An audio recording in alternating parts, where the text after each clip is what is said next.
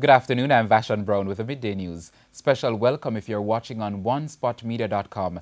I remind as well that you can watch TVJ live by downloading our One Spot Media app in the Google Play Store or the App Store. That's the number 1 followed by the words Spot Media.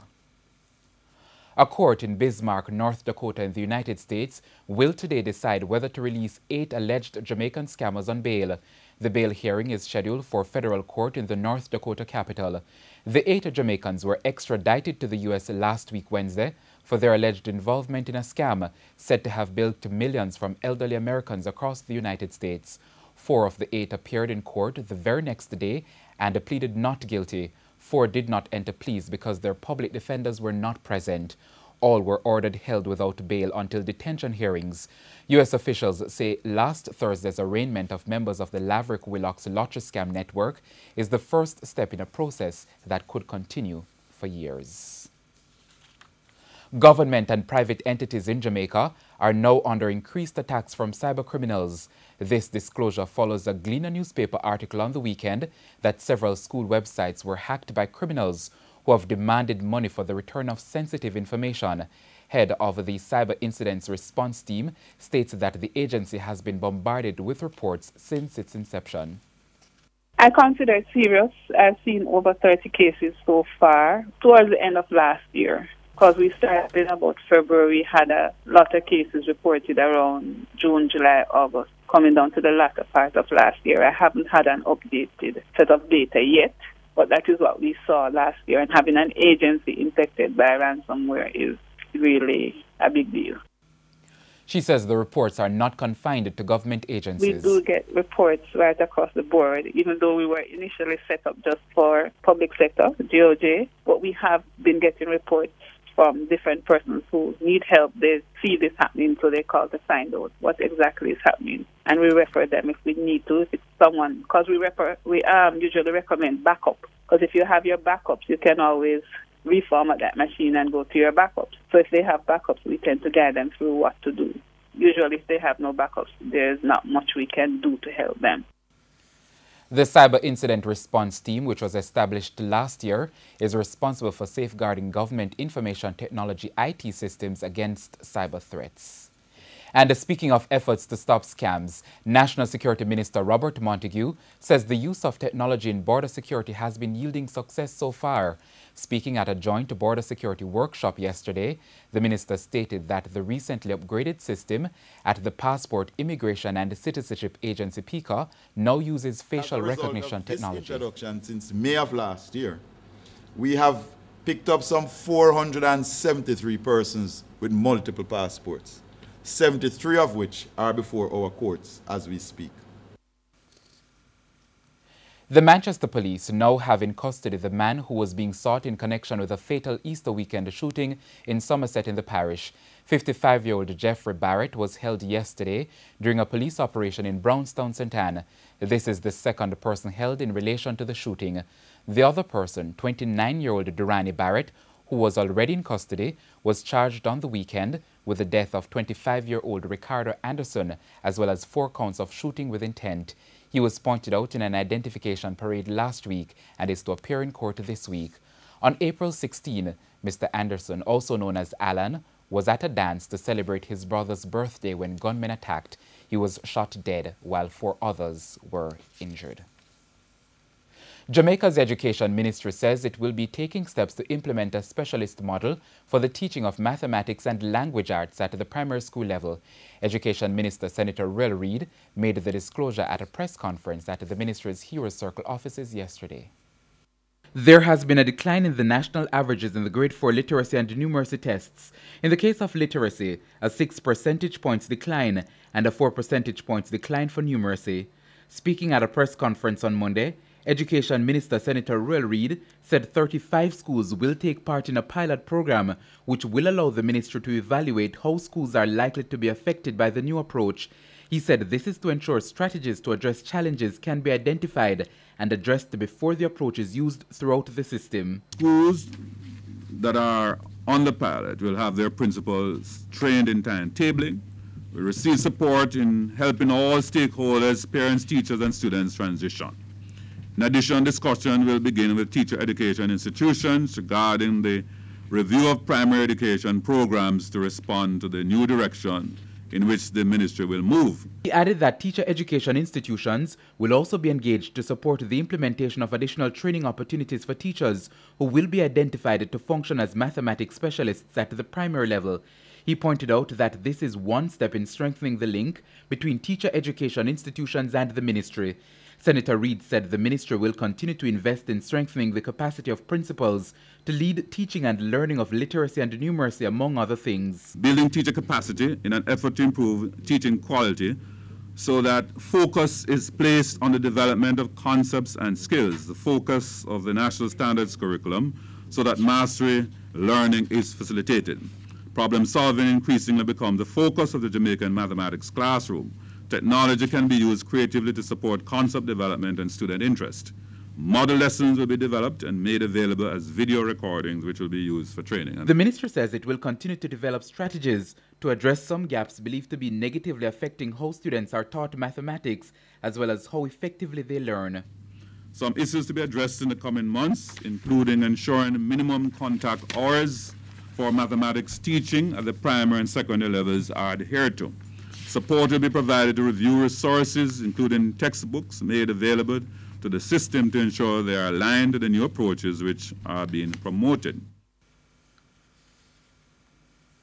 The heavy rains which pelted Clarendon last week have left headache for some residents. The rains damaged a bridge on Morris Boulevard in Maypen. Vehicles can no longer use the structure. Though there's another route into the community, one resident told our Clarendon correspondent Hopeton Henry that her business has been affected. From last week Tuesday we have flood and the bridge mash up and we don't have any road to come in. And it affect me because we do fish and nobody not coming around here. It's few people who drive around on the other road, so I'm hungry. So your customer them would normally use the bridge and... Yeah, they know this road, then I know the other road. Because few of them come down there and find they see it black. Even one girl from Kingston, she had a fish from me and she come down there black.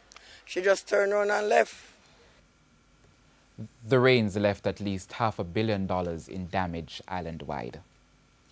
Work has started on a pathology lab in Mandeville, Manchester. The lab is being built by the Lions Club of Mandeville. It will serve the Southern Regional Health Authority. A member of the Lions Club committee that's planning the project shared details at a yearly fundraising event called Men Who Cook over the weekend.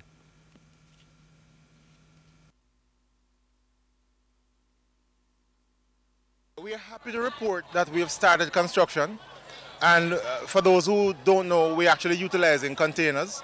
So the containers are in place, the roof is on, we're doing patching on the building and so on. It is important to point out at this point that the estimate was about $39 million to do. We think we can do it a little less because we're doing some of the work ourselves. But we have to thank Men Who Cook. The third staging for the last 3 years, the most of the proceeds from Men Who Cook has been going towards establishing this.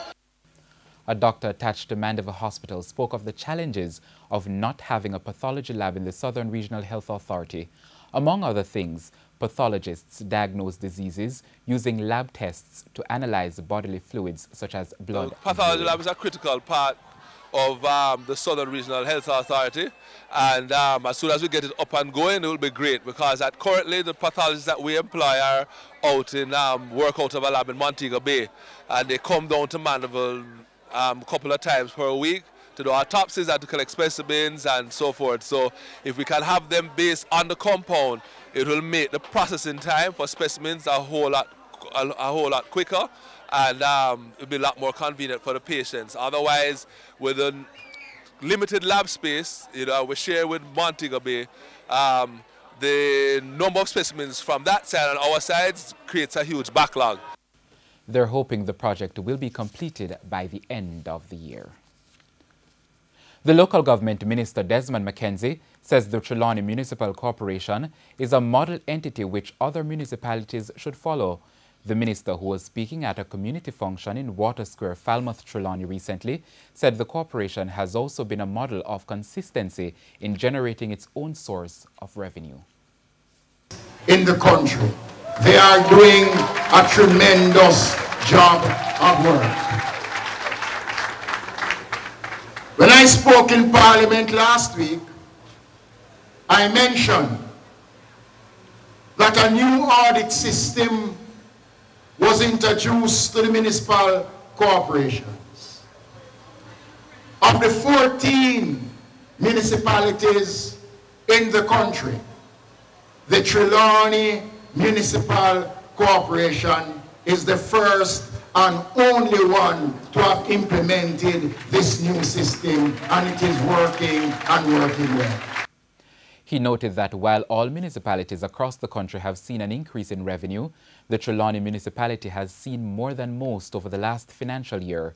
He further noted that Trelawney was ranked 5th in property tax collections over the period. Meanwhile, Mr. Mackenzie assured those present that he will address issues related to garbage collection in the municipality.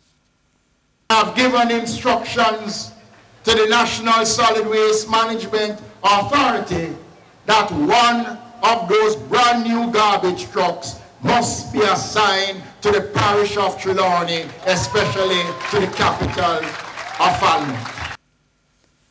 And we apologize for the absence of that story. We go to sports. The West Indies have been made to toil hard so far on day 3 of the second test against Pakistan, with the visitors reaching 245 for 3 in the post-lunch session at the Kensington Oval in Barbados. They trailed by 76 runs. Azhar Ali has carried on to 94 from his overnight 81, while captain Masha is on 49 after resuming on 7. Having resumed on 172 for 3, the pair have so far shared a patient and stoic 84-run third-wicket partnership. Devendra Bishu has taken 2 for 64 so far. The West Indies had 312 in their first innings. Pakistan, who leads the 3-match series, 1-0. World champions, the West Indies, have fallen 1 place to 7th in the latest ICC World T20 rankings. The Caribbean side, which recently lost 3-0 and 3-1 in back-to-back series to Pakistan, are 109 points and have been replaced by Australia, who moved up 1 place. Pakistan and England were the biggest movers.